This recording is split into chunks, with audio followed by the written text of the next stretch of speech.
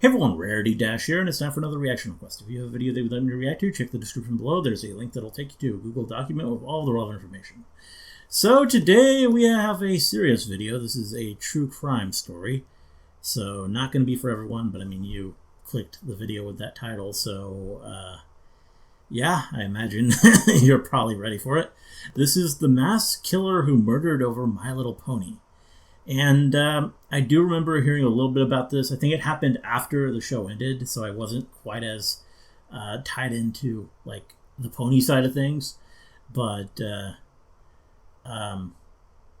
I definitely at least heard a little bit about the incident, because I mean it was just big news whenever like a mass incident like this happens. Like you're gonna hear at least a little bit. And it is unfortunate that this is something that can be tied to the MLP community, as someone who was part of that community. And I mean, still is a fan of the show, even though it's many years now since it ended. It's always sad when you have something happen like this that can reflect on a community like that.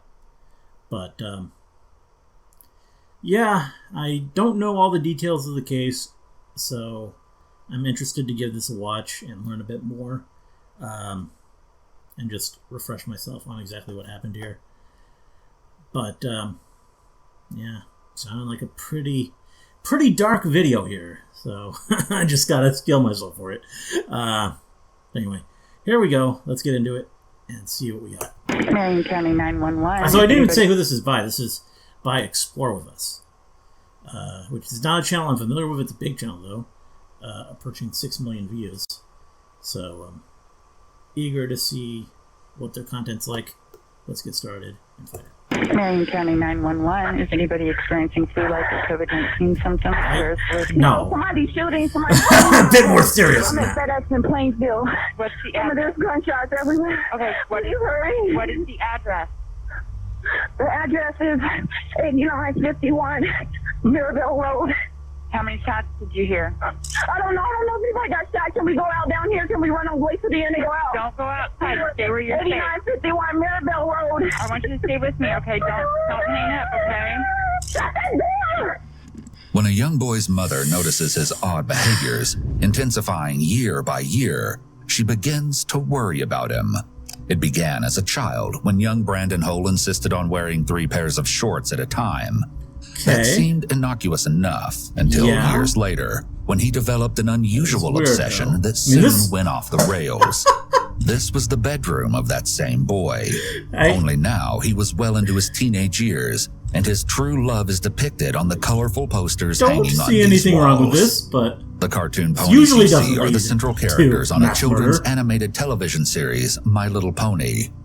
Most people would do anything for the love of their life, but few knew just how far Brandon was willing to go for his. And the ones that did know would soon wonder how they didn't see the horrific outcome staring them right in the face. How old was he when he did it?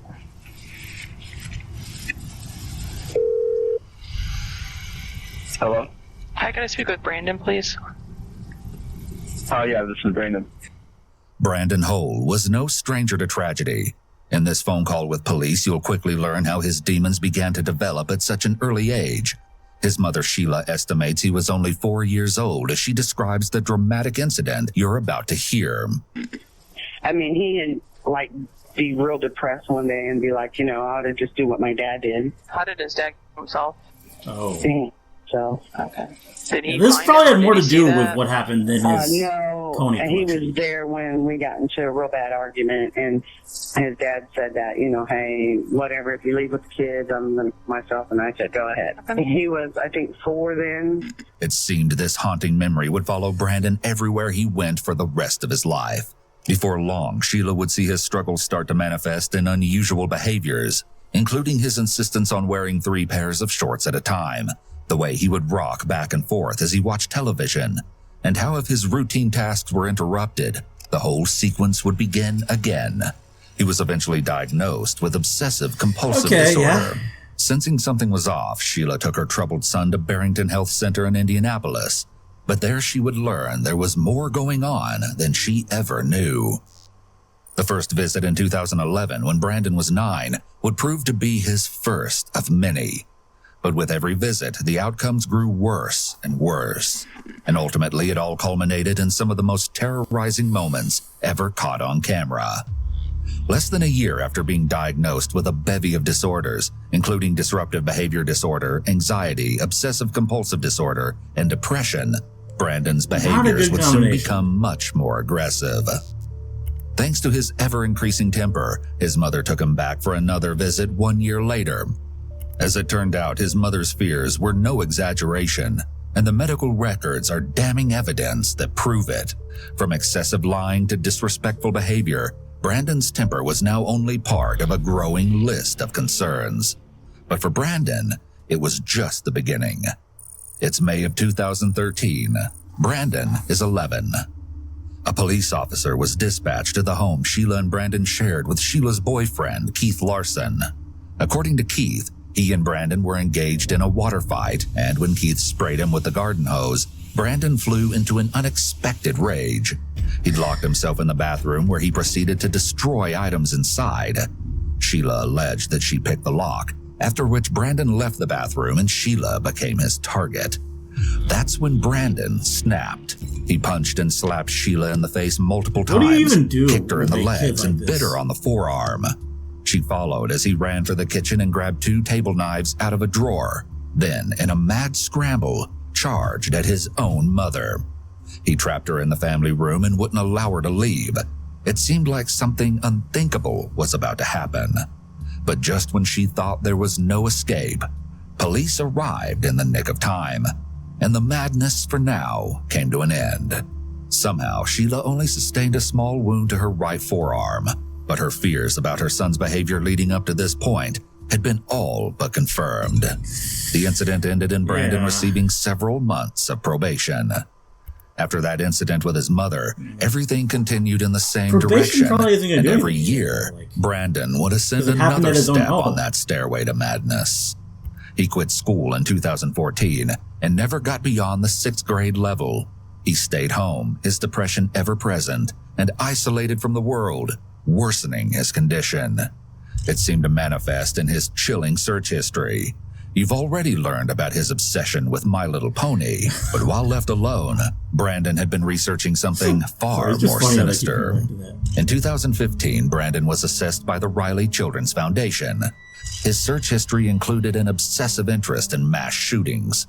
He told the assessor that, quote, "I feel bad for the victims, the families." When asked if he could put himself in the shoes of the perpetrators, he denied it, saying, "I don't want to waste my time doing something like that. It's a hassle," and that he wouldn't want to cause families any trauma. Chillingly, the assessor concluded that Brandon seemed to empathize with the victims, despite the fact that he also admitted to sharing memes and jokes about them with his friends. Then, the day came when 18-year-old Brandon made the decision to follow through with something he'd planned to do for quite some time. It was March 2nd, 2020. He was like, "Well, drive me to the gun store and I'll just look around." On the way to the gun store, we saw a sticker that said hashtag stop the life. And he's like, how would you ever take there's a your kid like this sign. to the gun store? And I was like, okay, well, if you buy a gun, there's your sign. You know, I got to take that away from you. You know what I mean? Right. So, and he did buy it without bullets. The store was out of ammunition that day. That night, Sheila and her daughter devised a plan. The situation was far too perilous, and they couldn't just sit back and watch to see what became of it. They had to act. If not, Sheila feared, perhaps Brandon would follow through and take his own life, just as his father had done several years prior. Or something much, much worse. The following morning, they traveled to the Indianapolis Metropolitan Police Department and filed a case report telling of his troubled past and how he planned to point his shotgun at police, thereby ensuring his death. Later that same day, on March 3rd, several officers and members of the Indianapolis Mobile Crisis Assistance Team, or MCAT, responded to Sheila's home. Upon entering, Brandon was placed in handcuffs, with the police report stating that Brandon had become quite anxious, and his main focus was ensuring that no one looked at his computer. What police would find on that computer would leave Sheila utterly shocked, with the search revealing extremist websites in his history. Okay. At this time, Brandon's gun was confiscated under Indiana's red flag law. When Brandon was taken to Escalating Hospital for further assessment, she hoped he'd be put on a 72-hour hold.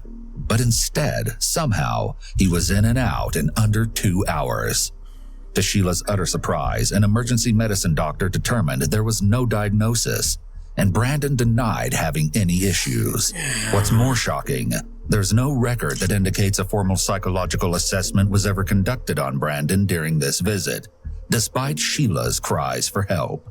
A few days after the visit to Escalating Hospital, a detective contacted Sheila concerning his confiscated shotgun. I just needed to talk to you about what happened with Brandon. My role in this is simply just to see if we're going to file a retention case. If they file a retention case, he would also be deemed to be a dangerous person, which only means that he wouldn't be able to purchase a firearm. This isn't a criminal record, and it's not, you can't even see it. Like if somebody were to search for criminal cases and stuff, these cases don't go into there because they're just civil. Once they get filed, like if I needed to check on one, I can't even do it. I have to send an email to the prosecutor's office and ask them to look because they're the only ones that can access it. So to see like what the status of it is. Then when the FBI visited with Sheila the following month, they would unknowingly add fuel to the fire. An agent, along with another officer, visited Sheila's home and asked to meet with Brandon. When the agent asked Brandon what he planned to do with his life, Brandon replied that perhaps he could join the FBI. In response, the agent made it clear that wouldn't be an option for him. Perhaps this was the straw that broke the camel's back. It would be exactly 1 year to this very day that Brandon would unleash the inner demons he'd been harboring since early childhood. At the conclusion of the meeting, all intelligence that had been gathered on Brandon revealed the last thing Sheila or any mother would ever want to hear about their own son. Brandon had all the makings of a mass shooter. They realized Some of the it red then. flags that the FBI may have recognized in Great job, Brandon FBI. were that he was a loner with feelings of rejection from society, as well as feeling like he was being treated unfairly. You hear this all that and his often. belief The that he FBI was were a aware of this victim. person. Other red flags that Brandon showed were his symptoms of depression, homicidal thoughts, violent fantasies, and anger problems. In conjunction with the other warning signs were his traits of narcissism, and most concerning of all, his fixation on past school shootings and mass murderers. Despite the exchange with the FBI agent, Brandon, for a time, seemed to be on the up and up. He found a job in 2020, and he seemed to enjoy working at the local FedEx Smart Post facility. Why. Okay, I was Maybe wondering this why was he the new chose... beginning Sheila had hoped for after all those arduous years. Maybe Brandon was finally improving. But it wasn't the case, How he and in chose his fact, target. he was only just ascending into peak madness. In the months before he would do the unthinkable, Brandon quit showing up for work. It seemed he couldn't bring himself to get out of bed. By October, his stint at the FedEx facility had officially come to an end. It was mid-March of 2021, and Brandon had moved back to his mother's home. Once again, Sheila had to fight the system in order to get her son in front of a mental health professional before he was finally assessed. Multiple pages of notes named a variety of Brandon's conditions, amongst them generalized anxiety disorder, recurrent major depressive disorder.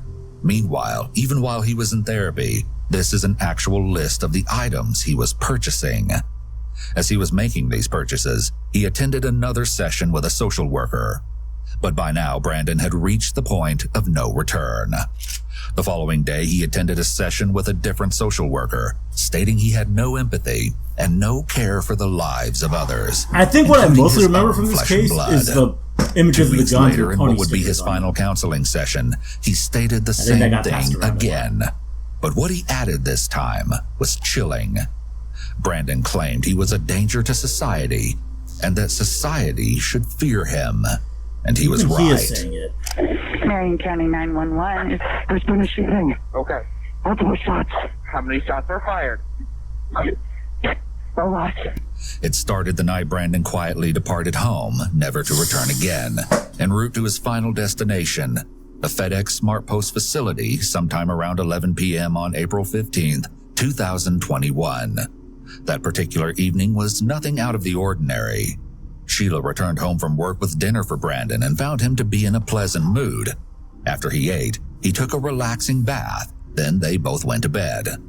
Or so Sheila thought. Once inside the FedEx SmartPost facility, Brandon makes his way through, savagely opening fire on everyone in his path. Then he moves through the lobby, assassinating employees at random as they attempt to run for their lives. Soon after, he returns to the parking lot and immediately opens fire on those unfortunate enough to be in close proximity.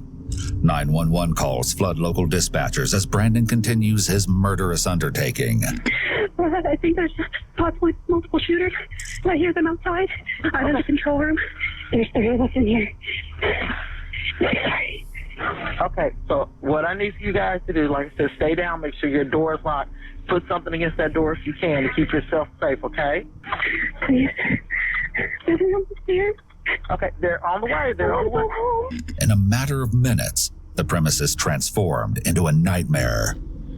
There's somebody out in the parking lot with a rifle shoot that we got the guy in here. We got him in here. He's been shot. Okay. He's in our shack with us. Hey, stay on the line for me. Let me get medics on the phone. I'm not going to hang up, okay? Stay with me. There is at least one person down. Send an ambulance or 2, please. Yeah, we have the ambulance and the officers en route. But they have an AR-15. I'm not sure how many other guns they have, but I know they at least have 1 assault rifle. They're still shooting. Okay, stay on the line. They're already on the way to you, okay? But stay on the line with me. Keep yourself safe. I need you to let me know anything that happens, okay? Right now I just hear a lot of gunshots and a lot of people around. Okay, hold on. Stay on the line. The emergency calls continue to pour in as the casualties are mounting. Dispatchers frantically assist callers as the horror continues to unfold. We have shots fired. We need police. They're still shooting as we speak. He's already shot about 5 people, the shooters in the building. You said there were 5 people shot there? Or he got... The first officers are arriving at the scene. Dispatchers and responding officers communicate in real time. However, in the midst of the chaos, details are not yet clear. Have we confirmed whether we have 1 or 2 shooters? Reports are saying 2 shooters. Okay, is it 1 person, 2 person? Can't tell, just multiple rifle shots, but it sounds like the same report, so I'm assuming 1. Okay, are they inside or outside? Last they were outside. Okay. I'm getting information that he's still inside the building from somebody pulling off the lot. Footage reveals that after carrying out his plan, Brandon returned to an earlier location in the FedEx facility. Without so much as a shred of hesitation, he then proceeded to end 1 more life, his own. Employees on site continue to place calls, begging and pleading for help in this surreal nightmare that has been sprung upon them without warning. As far as they are aware, the shooter is still preying on victims. Is there someplace you can get safe? I want you to stay safe, okay? I don't know because I still hear gunshots and they're inside the building. Is there someplace you can hide? Is there a desk, something you can get under? I'm at door 235. There is a trailer on this door. Get under. Slide under that. Someplace where you can Slide stay under, safe, please. okay? Really well, okay? Stay with me, okay? As Natasha and another employee remain hidden, well over 100 officers are dispatched to the scene. 2 more down, car and parking lot, white Toyota Camry. Another one down by Silver Explorer, front row. Control, advise Escalating will have multiple patients. Advise them to be ready. I'm outside the lobby. I had to get all the people out. He couldn't get through the turnstiles, but he was sticking the gun through. So when he went out to the parking lot, I rushed everybody back through our second set of turnstiles and sent them into trucks. Is there a certain entrance number or door that we can note here in the run so they know where to get to you? And how many people are with you? I can get the cops through. Uh-oh, somebody got the door out there. Is that a police officer or is it him again? It's a police officer. It's a police officer. Yes. Judy encounters the officers as they make their way through the building to secure the scene. Dispatchers check in with callers who have remained on the lines. The officers know where you are, okay? I've put that in there, okay? Do you want to stay on the line with me until you get please there? Don't leave me. Okay. Yes. I'm not going to leave you. I will not leave you then, okay? I'm going to stay with you then, okay? You're fine, okay? That's perfectly fine. After more than 30 minutes with the dispatcher, Natasha's wait is over. Help! Help! Help. I'm under. Allegedly, because of the facility's policy that employees couldn't carry cell phones in certain areas, some workers may not have been able to phone for help or contact friends and family during the shooting. The killing spree had come to an end, but the aftermath of the attack is difficult to fathom. You got so many people. Oh my God, you got Oscar's only been here a week. They're dead out here. 8 innocent, unwitting victims' lives ended abruptly. Soon, Brandon is located by officers as they confirm that he is now deceased. It was then that Brandon's disturbing motive was revealed. Brandon was heartbroken over a My Little Pony character. In his final Facebook post on April 15, 2021, he wrote, "I hope that I can be with Applejack in the afterlife. My life has no meaning without her. If there's no afterlife and she isn't real, then my life never mattered anyway." But I kind of just need to talk to you about what happened that day and how you're feeling about whether you'd want it back or if you... Oh, sorry to interrupt, but I don't want it back at all. It's fine. What would be your goal for us to do with the gun? Just destroy it, or... Okay. Well, yeah, I'd say that. Because I'm not worried about that. I'm worried about getting my life back on track. I don't have any mental health issues that I'm aware of. I don't think I do. And I wouldn't say depressed, but my feelings to the reason why I got a gun is because I wanted to show my best friend who's really into hunting and stuff. Mainly, and also for like the fun of shooting it.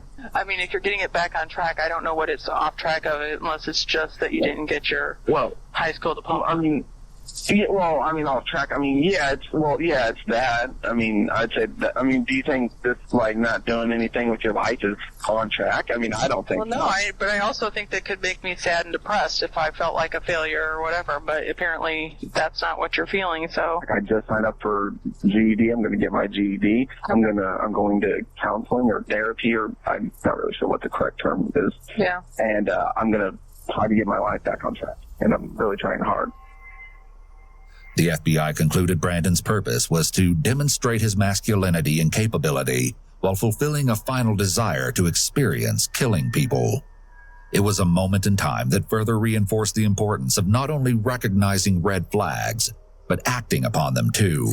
Those 8 lives that were lost that day ranged in age from 19 years to 74 years, and include Matthew Alexander, Samaria Blackwell, Amarjeet Johal, Jasvinder Kaur, Jaswinder Singh, Amarjeet Sekhan, Carly Smith, and John Weissert.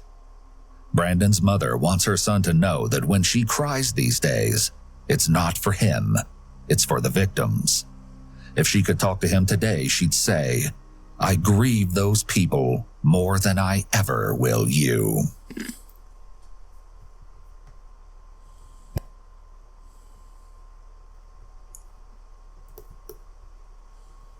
Marion County 9. Oh, damn. I watch a lot of true crime stuff. I wasn't expecting this to hit so hard. I think it is because I use so much, I'm not used to these things, using, a lot of, the actual victims in the moment, their voices. Obviously not the ones who died, which they showed at the end, and they got me again. But, the ones making the calls and just hearing them speak in those moments, this horrific thing happening, and just all of it, just the reaction to knowing that they're going to be okay, and the reaction to just seeing the others who weren't, and I can see why this channel's doing so well. God. I don't know if I would watch this in my own time, just because it's a bit too raw.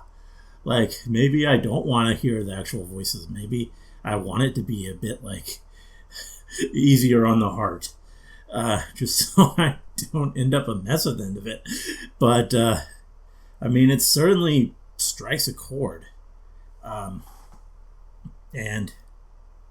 with this, it's hard not to feel anger, too. just because I feel like this was avoidable, that really this demonstrates a failure of the system, because just there were so many, as they were saying, red flags. And the FBI had been in contact with this kid. The mother knew what was going on. Just he had talked to all these mental health people. Like, he had been diagnosed with so many things. Like, how does that not come up? Like, they showed at the end of that talk with him, I guess, successfully convincing whoever that was that he didn't have these issues. I mean, I guess she doesn't. The detective doesn't feel fully convinced, but I don't know. Just the fact that they didn't really follow up on it is kind of telling, I think. Because, there was a part earlier where, they were going on about how, this won't show up for criminal searches. Maybe it should. Maybe if you've... any of this stuff, maybe that should all just easily come up when people who sell guns, just know that people with these issues, and just also just the system, when he attacked his mother with the knife, is probation really going to do anything there? What is the purpose of that? Is that really, to that point, this was just a kid who spent his time at home on his computer. What even is probation for this kid? Are we even being punished? Are we learning new behaviors here? What is accomplished by that? I definitely feel like a stricter punishment should have been enforced here, or maybe not necessarily juvenile detention or whatever it would be, but just strict mental supervision, or I don't know, something. I feel like this was avoidable, and that's the worst part of it. And the whole pony thing, that I feel like that's just so much, I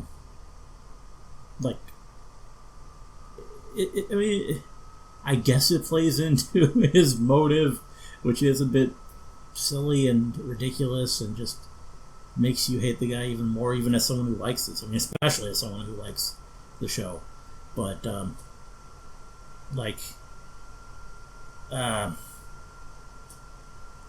I don't know. I don't think, even though he said this, I think this could have happened even if it was anything else with this person. This is just where it was headed, and I think so many people realized this is where it was headed, but there just wasn't enough action, and it happened, and it's horrible.